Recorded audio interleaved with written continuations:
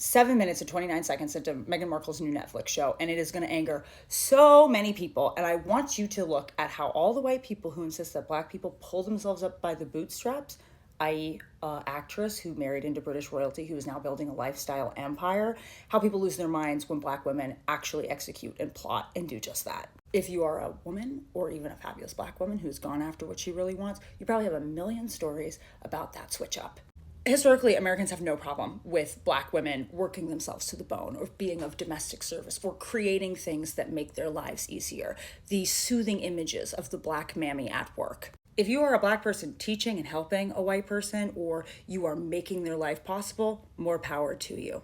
Who doesn't love a mammy? I mean, white feminine helplessness was something that rose up post-industrial revolution, or right in the middle of the industrial revolution, because it was a sign of status that a man who owned these means of production had a wife who could be helpless, who could be silkly, who could not raise herself up from the bed. White feminine helplessness was also a key part of post-slavery, and I would say 40s, 50s, you can go back to the 30s and 20s, when domestic labor and these abusive domestic situations where black women were supposed to be posted in these white homes and they were to make white women's lives easier, that was all part of the justification for that. Why those black women weren't at home with their own babies. It's why considering black issues in feminism is very important, because the freedom to have the ease and comfort of working at home or working for your own home or working for your own estate is new. And this isn't an old phenomenon. We could look at the mammy dolls from the 50s that little white children had that taught them about their place in the social order. We could look at from the 80s,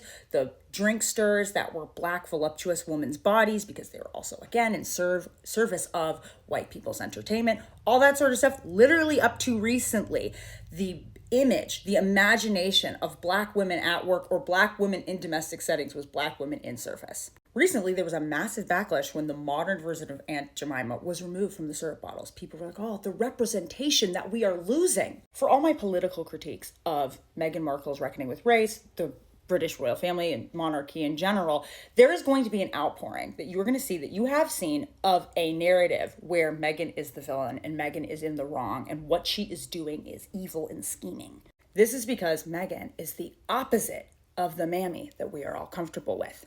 The opening volley of this show is Meghan talking to her staff, about her own bees with her own beekeeper. This is her business. This is her house she rented for her lifestyle empire. It's her time to make handmade salts while her maids clean her estate for her guests that are coming over. This is her world, and she is not in hard labor or service for some other family. She is freely reveling and working and talking to the viewers in the wealth that for generations through American policy and legislation was reserved for white upper society. I think some of us are forgetting that there are ongoing lawsuits from current day young black farmers whose families have run successful corporate enterprises that are crumbling under the weight of racial discrimination in loans. That present day, a black corporate executive man can be gunned down in his own property for trespassing. That white people still feel comfortable pulling black people aside to ask if their purse is real, what are they doing in the first class lounge, and who and where and what did they sell to get this money. Disclaimer, obviously, wealth does not save you. Wealth does not change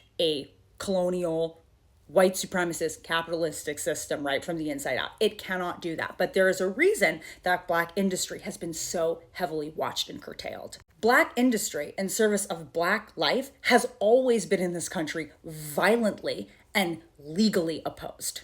Simply for existing, I might add. Black entrepreneurship has been targeted generation after generation after generation, to the point where the wealth gains that we should have seen in the 40s, 50s, and 60s never materialized. So if you think we've solved America's problem and their lack of comfort with black women living lives of ease and comfort, I would suggest you pop that nice dried cob that Meghan shows us how to do in the little paper bag, and you sit back and you watch what unfolds as each of these episodes drop. And on this theme of economic opportunity and economic justice, I have a show. It's coming out this Wednesday. It's produced with PRX and the Southern Poverty Law Center. It's anywhere podcasts are found. Let's make this world better for all of us. Also, please tell me your stories of what's happened when you had the audacity to be uppity somewhere.